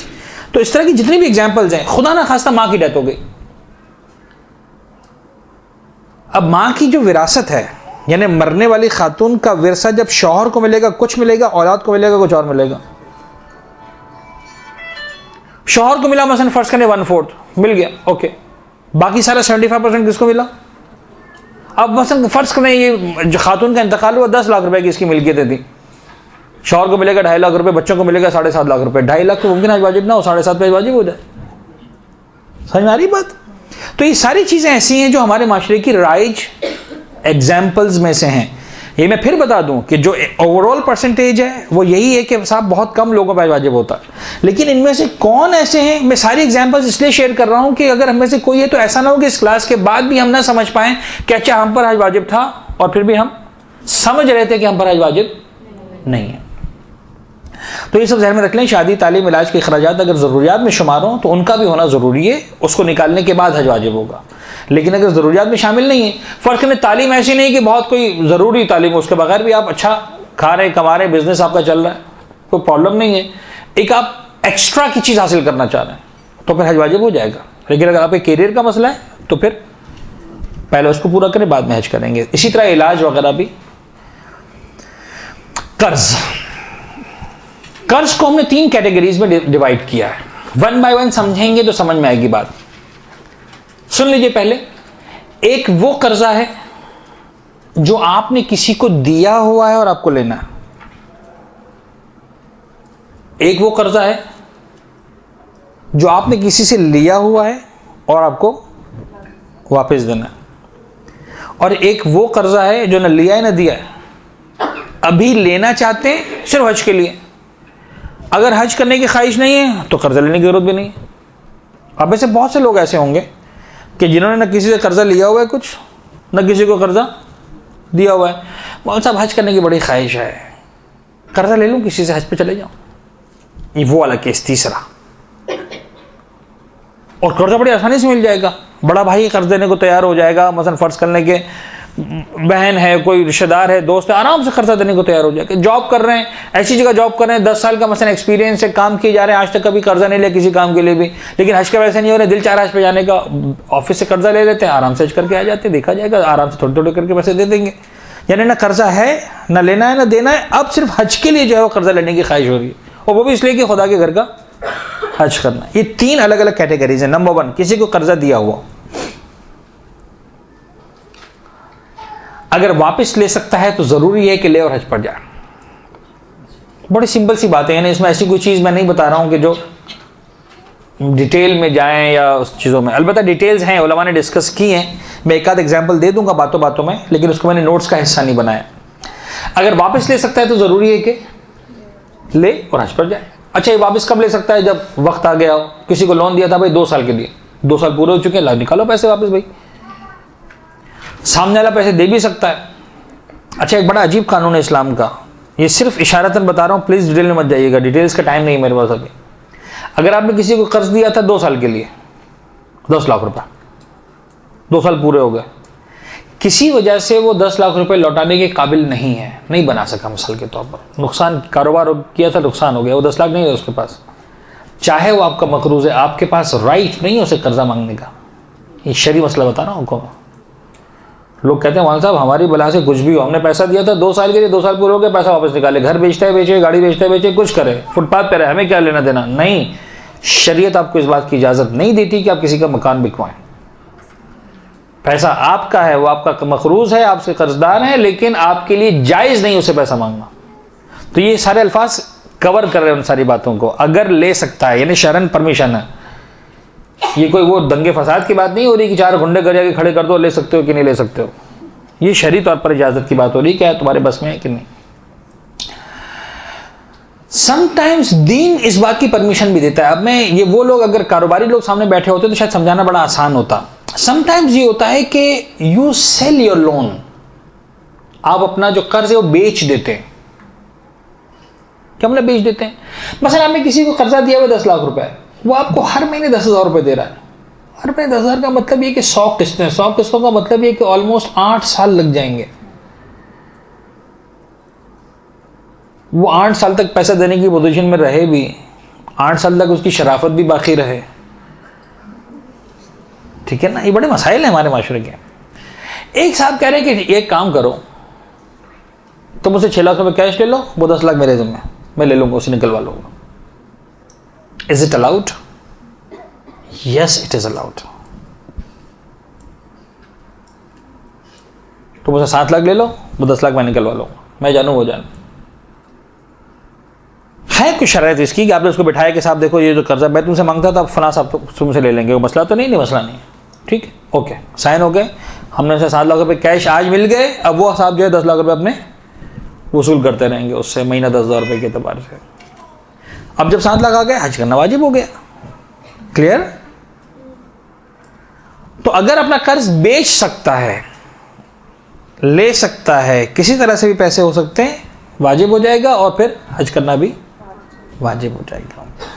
अगर वापस ले सकता है तो जरूरी है कि ले और हज पड़ जाए। इसकी एक बड़ी अहम एग्जाम्पल जो खवातीन के एतबार से मेरे जहन में आई, मुझे नहीं पता लफ्ज़ कर्ज इसके लिए बिल्कुल सही भी है एग्जैक्टली कि नहीं, लेकिन लायबिलिटी यानी जो किसी के फर्द के जिम्मे है आपके पे करना, one of the examples is महर।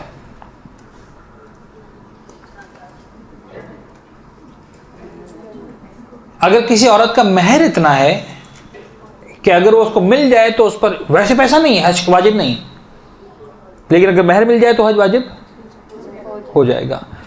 इस औरत के लिए वाजिब है कि महर मांगे।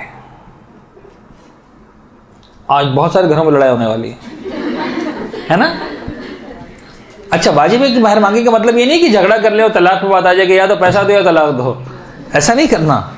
देखिए कि आया वाकई वही वाली बात जो कर्जे की एग्जाम्पल थी कि चाहे कर्जा देना भी है, लेकिन आप किसी को जो है उसका घर बेचे मजबूर नहीं करेंगे, मुझे तो मेरा कर्जा चाहिए, मुझे तो मेरा महर चाहिए, बस कुछ भी हो जाए, मौलाना साहब ने कह दिया, ऐसा भी नहीं।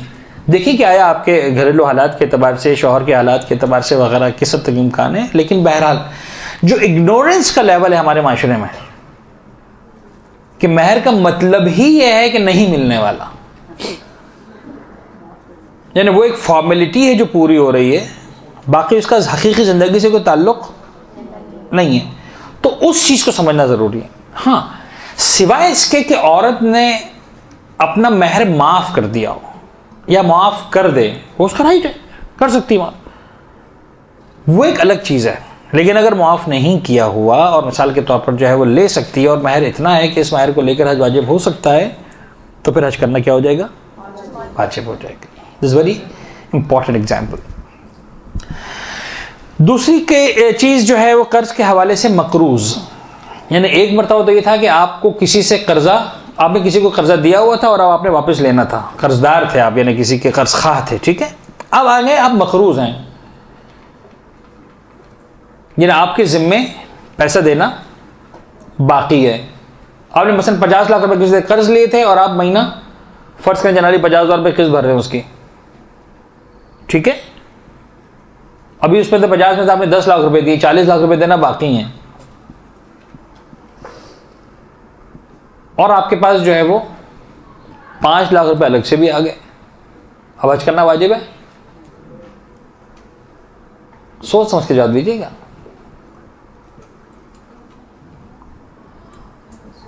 एग्जाम्पल समझ में आ रही है? बड़ी बड़ी प्रैक्टिकल एग्जाम्पल है। हमारे माशरे में कई सारे अफराद हैं जो लोन लेकर अपना घर बनाते हैं, कर्जा लेकर घर बनाते हैं, चाहे बैंक से, चाहे इदारे से, चाहे फर्ज कर लें गवर्नमेंट से, वगैरह वगैरह। फिर मिसाल के तौर पर तनख्वाह, अच्छी तनख्वाह है, 1-1.5 लाख रुपए तनख्वाह है, महीने 20,000 25,000 रुपए लोन के जा रहे हैं, रेगुलरली कट जाते हैं तनख्वाह में से, और बड़े मजे से जो है वो ये लोन आहिस्ता आहिस्ता उतर रहा है, और पता है कि आइंदा 8 सालों में, 10 सालों में, 15 सालों में सारा का सारा लोन जो है वो खत्म हो जाएगा। दरमियान में अलग से पैसे भी आते रहते हैं, बोनस मिल गया, कोई मिसाल के तौर पर बॉन्ड लग गया, फर्ज करने कोई इन्वेस्टमेंट किया था, कोई छोटे मोटे स्टॉक्स लिए थे, कोई शेयर्स लिए थे, कुछ हो गया, उसमें जो है वो पैसे निकल आए, पैसे मिल गए। या जो मैंने मिसाल दी, मिसाल के तौर पर विरासत मिल गई, अम्मी का, अब्बू का, फर्ज करने दादा का, किसी का इंतकाल हुआ ऐसा जिसके वारिस आप बनते थे, वगैरह वगैरह, कई सारे एग्जाम्पल्स हैं।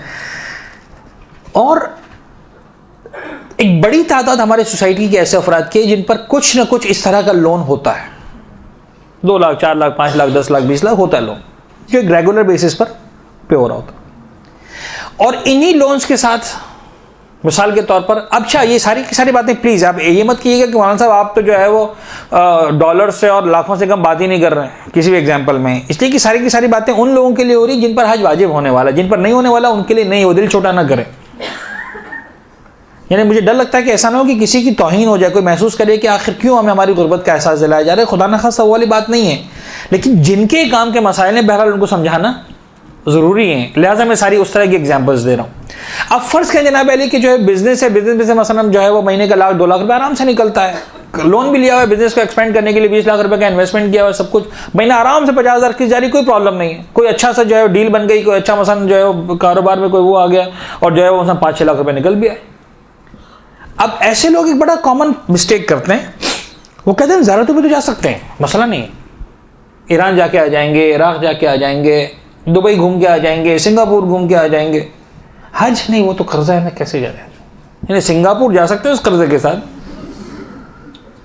मक्का नहीं जा सकते। अच्छा ये खुदा ना खास्ता वो लोग नहीं है जो हज नहीं करना चाहते, वो समझते हैं कि हम पर हज वाजिब नहीं हुआ, दिस इज मिस्टेक।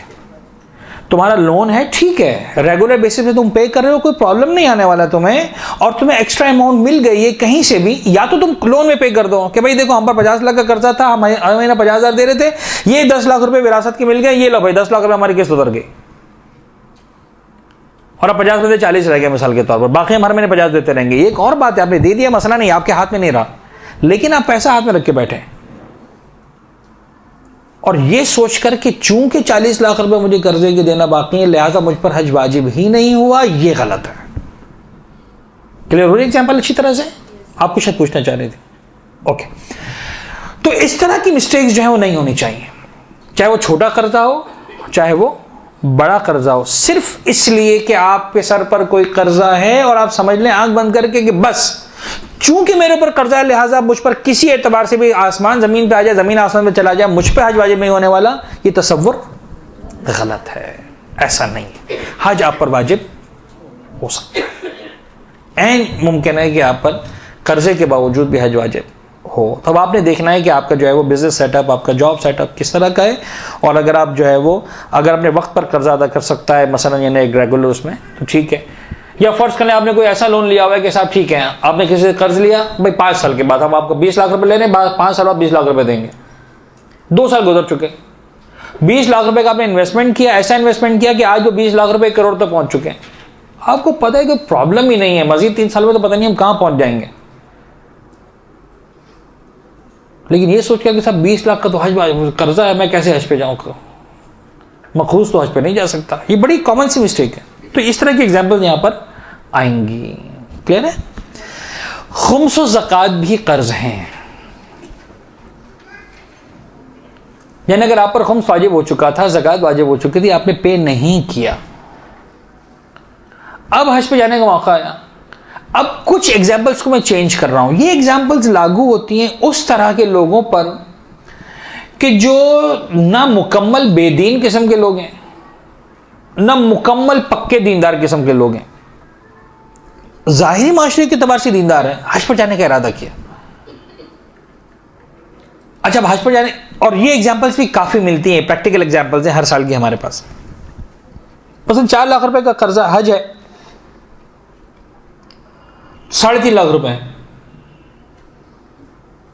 भाई से कहा कि तुम अभी दे दो, फरवरी में पैसे जमा करवाने, मेरा जो है वो रमजान में बोनस आने वाला है, उसमें से मैं तुमको जो है वो कर्ज पूरा कर दूंगी मिसाल के तौर पर, हज पे जाने से पहले पूरे 4 लाख हो भी जाएंगे। इस तरह की एग्जांपल्स काफ़ी मिलती हैं। लिहाजा बज़ाहिर ना कोई लोन हुआ ना कुछ हुआ, बड़े मज़े से हज पे जाने से पहले सारे पैसे पूरे भी हो गए। लेकिन मसला ये है कि ज़िंदगी में कभी खुम्स नहीं निकाला, और अब समझिएगा अल्फाज को मेरे, प्लीज़ मिस्टेक मत कीजिएगा, पहले कभी खुम्स वाजिब हो चुका था जो खुम्स नहीं दिया था। मिसाल के तौर पर यही जो 3 लाख रुपए 3.5 लाख रुपए रखे हुए हैं, हर साल लाख रुपए जमा करते गए, हर साल 10, 12, 15 हज़ार रुपये जमा किए, 10,000 रुपये जमा किए, साल के एंड में लाख रुपए जमा हो गए, अगले साल पे जमा किए लाख हो गए, 3 साल तीसरे पे जमा किए लाख हो गए, चौथा साल अभी चल रहा है और अब हज पैसे जमा करने का वक्त आ गया। तो अभी चूंकि चौथा साल स्टार्ट हुआ था तो अभी जो 40-50 हज़ार रुपये थे, मजीद कुछ बाकी थे, लेकिन पता था हो जाएंगे। भाई बात यह है कि जो 3 लाख साल तक आपने 1-1 लाख रुपए जमा किए, हर साल के एंड पर ये आपकी सेविंग थी, इसमें से आपको खुम्स निकालना था। तो पहले साल के लाख पर 20,000 वाजिब हो चुका है, दूसरे साल के लाख पर 20,000 वाजिब हो चुका है, तीसरे साल के लाख पर 20,000 वाजिब हो चुका है, चौथे साल में चले 30-40 हज़ार हुए, उस पर अभी तक खुम्स वाजिब नहीं हुआ, लेकिन वो 60,000 तो आपको देना ही देना है। अगर वो 60,000 आप दे दें तो आज जो आपके पास बज़ाहिर 3 लाख और 40,000 रुपये नजर आ रहे हैं, ये दरहकीकत 3 लाख और 40 नहीं, 2,80,000 हैं। और अगर 2,80,000 हैं तो आप पर हज वाजिब ही नहीं है। वाज़ेह हो रही बात। अब दीन की खातिर दीन की मुखालिफत होती है, नहीं हज पर जाना है ना, खुम्स से निकालेंगे, अगर खुम्स निकाल दे तो हज पे कैसे जाएंगे? गौर फरमा रहे, नेकी की खातिर गुनाह हो रहा है। बाबा ये हज वाजिब नहीं है, वो खुम्स वाजिब है, उसको अदा करो, 1 साल मजीद जमा कर लो, कोई बात नहीं, अगले साल तो पर हज वाजिब होगा। अच्छा, एक बात यहां तक आ गई तो मेरे जहन में एक जुमला आ गया जो मैं लिखना चाह रहा था लेकिन मिस कर गया लिखना, तो अभी सुन लें, आप चाहे तो लिख भी लें अपने पास। बड़ा ही इंपॉर्टेंट जुमला है, हज के बारे में जहन में रखिएगा, ये वहां पर आना चाहिए जहां वजूब है हज के मसाला हमने डिस्कस किए थे ना, कि जिंदगी में एक मरतबा वाजिब है वगैरह वगैरह, जहाँ वाजिब है फौरी। टाइम कितना हो गया? 10 मिनट कज़ा हो चुके हैं हमारे ऑलरेडी, है ना। चलिए आप जल्दी से सुन लें, इसको हम अगली क्लास में मुकम्मल करेंगे। वो मसला ये है कि हज वाजिब करवाना वाजिब नहीं है, यह पूरा जुमला लिखे, खुद पर हज वाजिब करवाना वाजिब नहीं है। दूसरे अल्फाज में इस्तिताअत हासिल करना वाजिब नहीं है। मैं इसकी वजाहत भी करवा देता हूं, अब लिख ले पहले, मैं इसकी वजाहत कर देता हूं। खुद पर हज वाजिब करवाना वाजिब नहीं है या इस्तिताअत हासिल करना वाजिब नहीं है। क्या मतलब है इस जुमले का? सुन लीजिए जरा जल्दी से। फर्ज करें आपके पास पैसा नहीं है, हज वाजिब है नहीं, तो अब आप क्या वाजिब है कि आप पैसा जमा करना शुरू करें ताकि जब भी पैसा पूरा हो जाए तो हज करें? आप में से कोई फर्ज करें ट्यूशन पढ़ाता है, हर महीने 10,000 रुपये कमाता, आराम से 3-4 हज़ार 5,000 रुपये में अखराजात पूरे हो जाते हैं, अम्मा अब्बा घर पर हैं, अपने ज़्यादा अखराजात हैं, ठीक है 4-5 हज़ार पूरे हो जाते हैं। क्या वाजिब है कि हर महीने 5,000 जमा करो ताकि साल के एंड पे मसलन 60,000 बने, 2 साल में जो है वो 1,20,000 बने, तीसरे साल जो है 1,80,000 बने, 5 साल में जो है आखिर वाजिब? तो पैसे जमा करना, खुद को मुस्तती बनाना, अपने आप पर हज वाजिब करवाना, ये वाजिब नहीं है। मुस्तती बनना वाजिब नहीं है, मुस्तती पर हज वाजिब है। अगर तुम मुस्तती बन गए हज वाजिब है, नहीं बने मुस्तती बनना वाजिब नहीं है कि साहब अब मुस्तती बनो ताकि जो है हज वाजिब हो, ये भी नहीं है, ठीक है। लिहाजा ये एग्जांपल यहां पर अब फिट होगी कि साहब फिर तो हज भाई किसने कहा पर हज करना, अपने आप पर हज वाजिब कराना वाजिब है, तो पहले खुम्स निकालो हर साल के 1 लाख का, फिर पैसे बच गए, मुस्तती हुए तो ठीक, नहीं हुए तो कोई बात नहीं जी। तो बहरहाल यहां तक हमारी बात मुकम्मल हुई। इंशाल्लाह इससे हम कोशिश करेंगे जो अगले हफ्ते से अगले हफ्ते, यानी शायद अगले हफ्ते मेरी क्लास नहीं आप लोगों के साथ, उसके अगले हफ्ते में फिर इंशाल्लाह आपके पास आऊँगा, तो नहीं पता कि कितने दिन होंगे, लेकिन बहरहाल ये आज के सिलसिले के मसाइल इंशाल्लाह मुकम्मल कर लेंगे। फिर कई सारे और उन्वानात भी हैं जो मुझे इस मरतबा दिए गए, हम क्लास में डिस्कस करेंगे। आज सवाल जवाब का वक्त नहीं बचा, कोई बहुत ज़रूरी सवाल है तो पूछ लें, वरना फिर इसको हम नेक्स्ट क्लास में जी।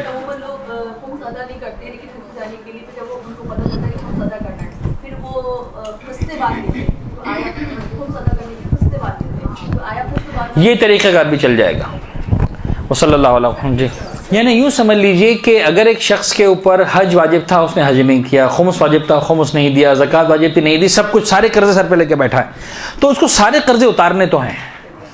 जो उतारता जाएगा सही होता जाएगा, चाहे पहले खुमुस दे दें, चाहे पहले हज कर लें, वाजिबात दोनों है, पूरे दोनों करने हैं। नहीं नहीं, इस यहाँ इस केस में ऐसा नहीं जो आप कह रहे हैं, ऐसा नहीं, ठीक है। वो आने वाली बाकी अगली क्लास में आने वाला है, वो अपने दोस्त से डिस्कस की, तीसरा ऐसा रह गया था। जी, वो सब